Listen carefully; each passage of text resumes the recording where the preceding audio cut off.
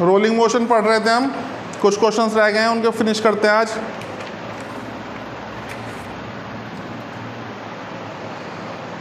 92 तक कर लिए थे हमने, 93 से देखते हैं भाई।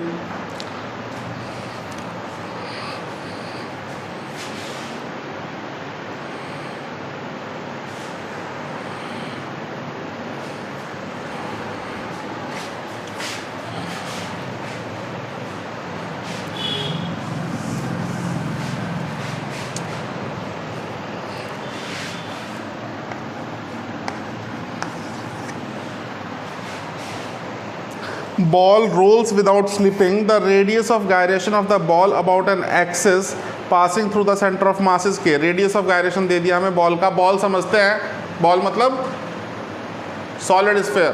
कौन सा sphere? Solid sphere. Radius of gyration दिया हुआ है इसका k, रेडियस दिया हुआ है r, fraction of total energy associated with its rotational energy. Total energy, ball roll कर रही है तो दो तरीके की काइनेटिक एनर्जी इसके पास होगी, एक लीनियर और एक रोटेशनल, ठीक है, दैट इज टोटल एनर्जी। और एक होती है रोटेशनल। तो हमसे पूछा कितना पार्ट टोटल एनर्जी का, कितना पार्ट रोटेशनल एनर्जी में यूटिलाइज हो रहा है। In fact we need to find out rotational energy, rotational kinetic energy upon total kinetic energy. Rotational तो जानते हो क्या होता है, हाफ आई ओमेगा स्क्वायर होता है, और टोटल क्या होती है, half M V square beta, जैसा मैंने आपको पढ़ाया।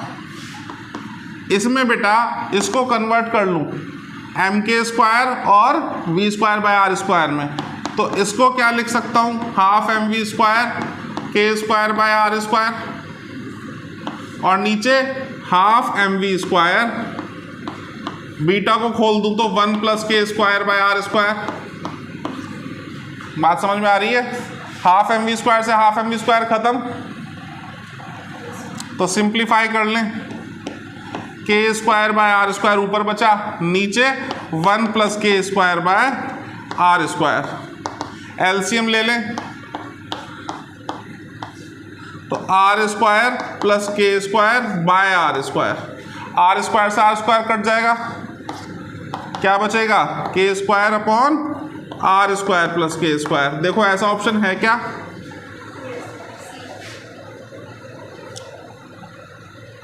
यही आंसर है, C is the right answer. ये समझ आया? नोट कर लीजिए इसको।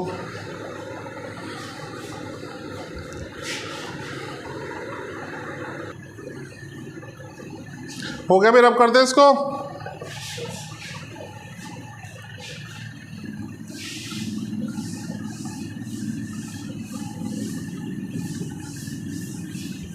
नेक्स्ट क्वेश्चन देखते हैं।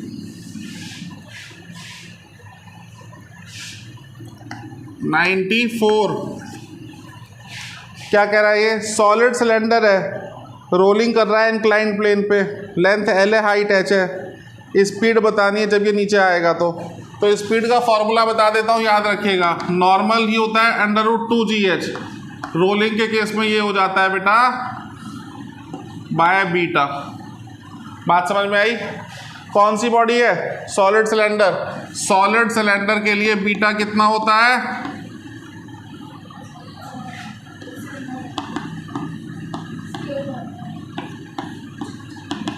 डिस्क की तो होती है 3/2,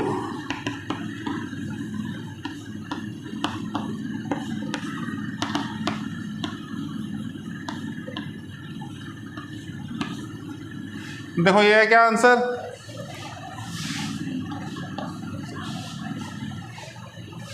आया समझ में? नहीं आया?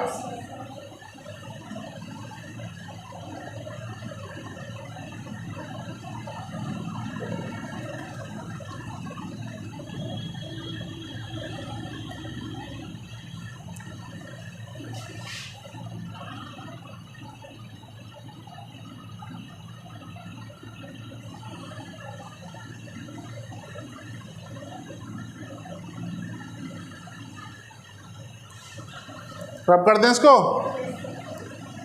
नेक्स्ट देखते हैं, चलिए।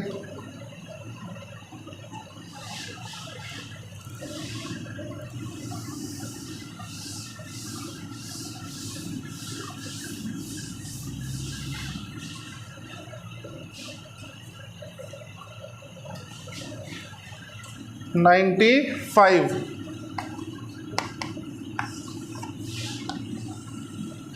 एक पहिया घूम रहा है,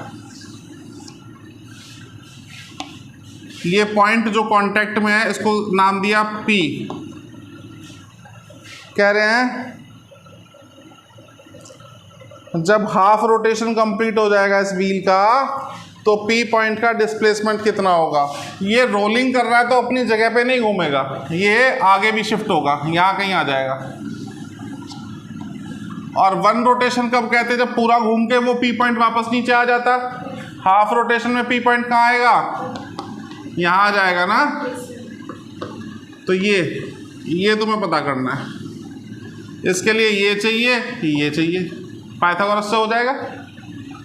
रेडियस 1 मीटर दिया है तो ये R कह दो, तो ये पॉइंट का नाम रख दो, ये P पॉइंट वहाँ पहुँच गया। ट्राइंगल बना लेते हैं ABC। Displacement of point P चाहिए।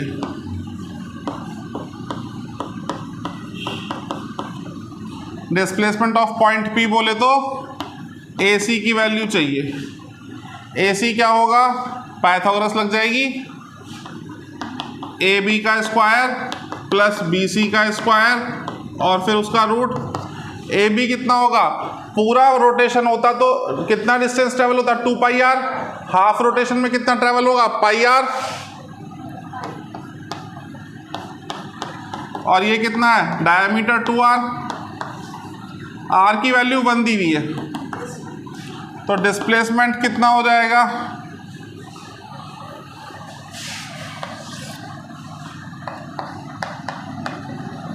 डिस्प्लेसमेंट हो जाएगा pi into 1, 2 into 1, pi square plus 2 square, pi square plus 4 का रूट। चेक करो ये है क्या आंसर।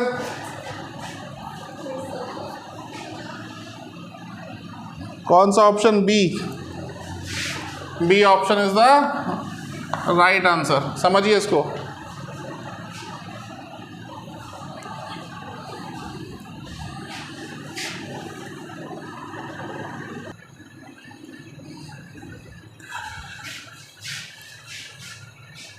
ये हो गया तो रब कर देते हैं उसको।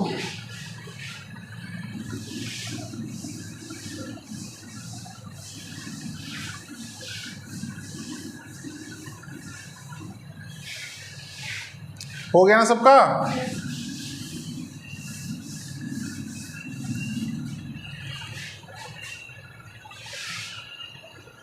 नाइन्टी 96 करना है अब।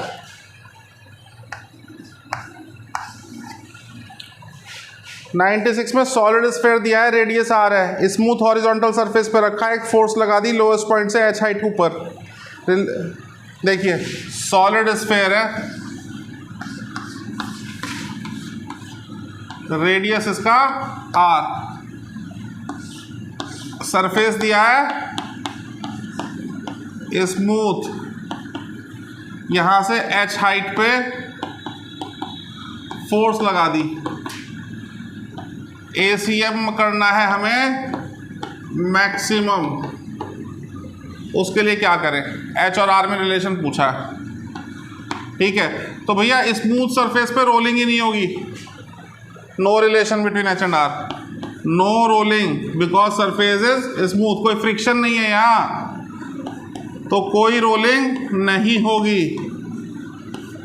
सो H and R are not related. समझ रहे हो बात को। D option.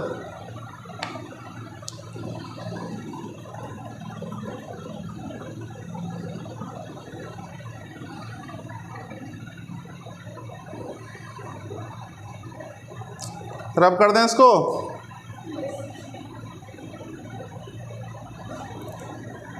हो गया।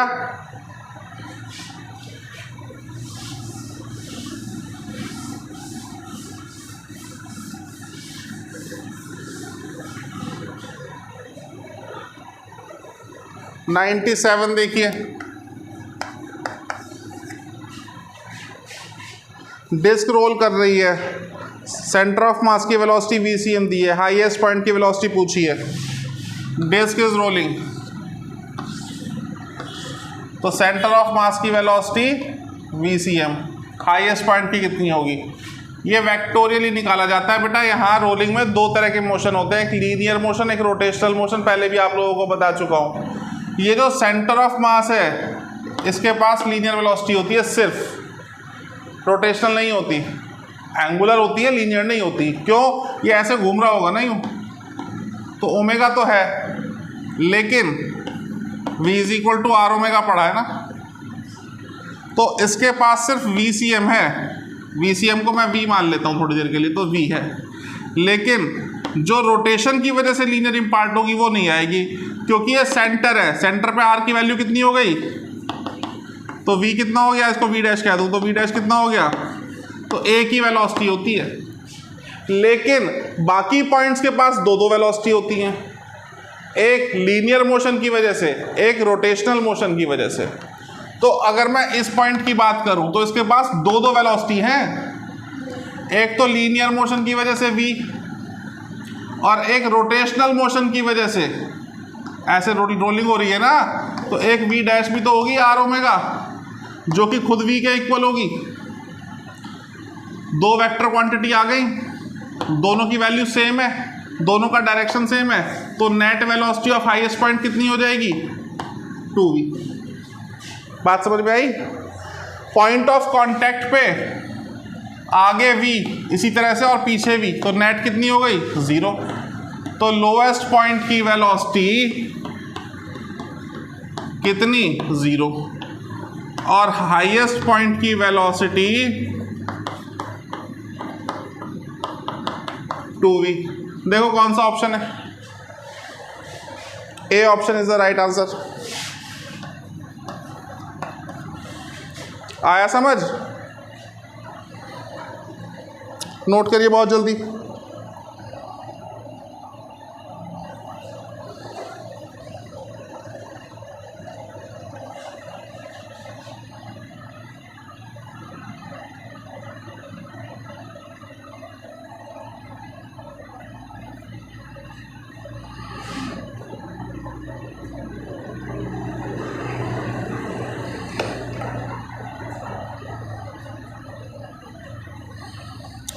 रब कर दे इसको।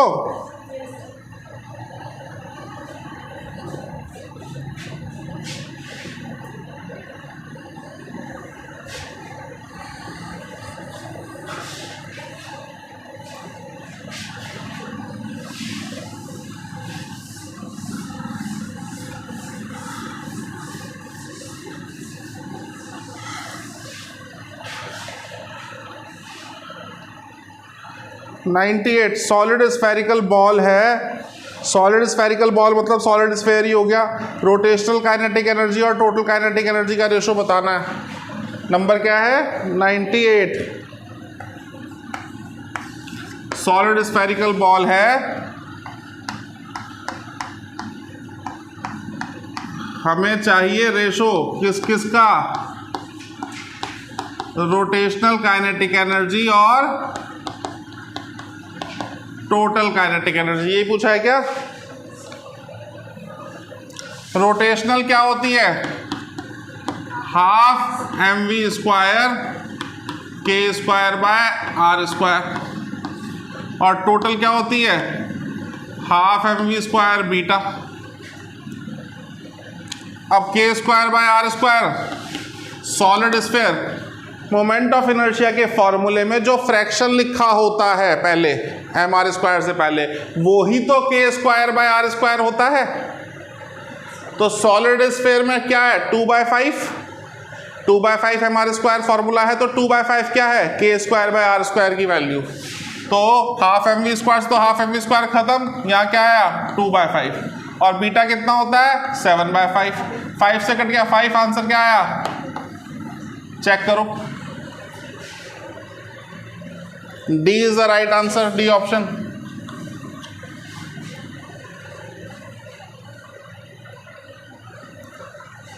क्वेश्चन नंबर 99 फिर से वही पूछ लिया, वह कौन पहले आएगा बताया ना, पहले सॉलिड स्फीयर, फिर डिस्क, फिर हॉलो स्फीयर, फिर रिंग। अब तो याद हो जाना चाहिए ये। तो पूछ रहे हैं कौन पहले आएगा, सॉलिड स्फीयर सबसे पहले आएगा। 99 का ए आंसर हो गया। इंक्लाइंड प्लेन पर रोलिंग हो रही है, कौन पहले आएगा ये पूछा है, मैं आपको पहले ही बता चुका हूँ। जिसका बीटा कम होता है उसको टाइम कम लगेगा, मतलब वो पहले आएगा। सॉलिड स्फीयर सबसे पहले आता है।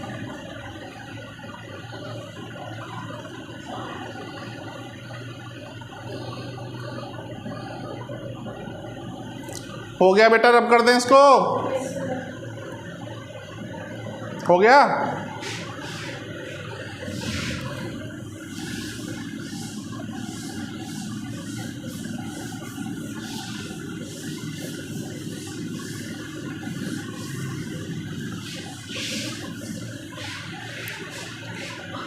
नेक्स्ट क्वेश्चन देखिए, क्वेश्चन नंबर 100 किसकी बात कर रहे हैं, सॉलिड स्फीयर। फिर से वही आ गया, सॉलिड स्फीयर इंक्लाइंड प्लेन पर रोलिंग कर रहा है, कितनी वेलोसिटी से नीचे आएगा, 2gh/बीटा। पढ़ाया ऐसा, सॉलिड स्फीयर के लिए बीटा कितना होता है, 5 ऊपर आ जाएगा। यही आंसर है क्या, option A is the correct answer. Note करिए।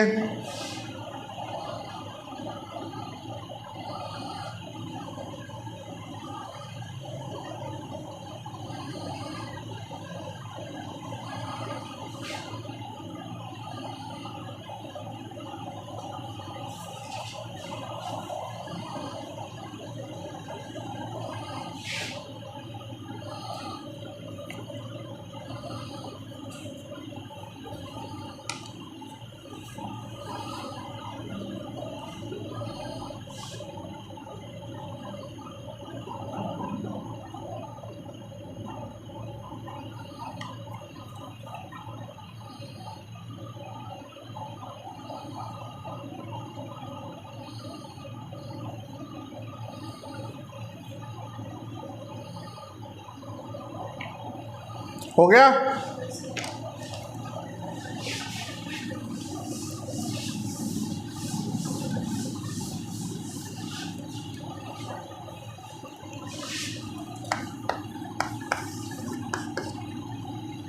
सॉलिड स्फीयर है, रोल कर रहा है हॉरिजॉन्टल सरफेस पे, पूरी तरह रोल नहीं कर पा रहा ये, क्योंकि फ्रिक्शन अवेलेबल नहीं होगा जितना चाहिए उतना। तो कभी स्लिप कर जाता है, कभी रोल कर जाता है, कभी स्लाइड कर जाता है, कभी रोल कर जाता है। स्लाइडिंग हो रही है, रोलिंग हो रही है। तो कह रहे हैं कौन सा ऑप्शन सही है। स्लाइडिंग में ना फ्रिक्शन की वजह से एनर्जी लॉस होता है, रोलिंग में नहीं होता।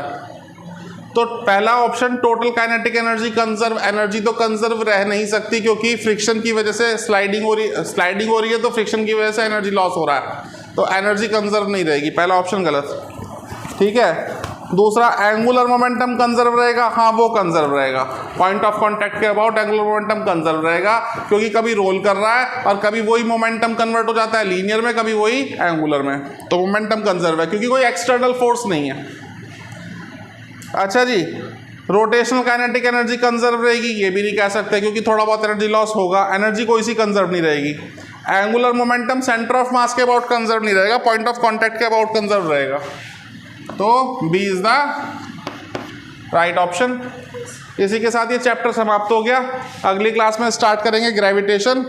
आज के लिए इतना काफ़ी है। Remaining in next class. Thank you.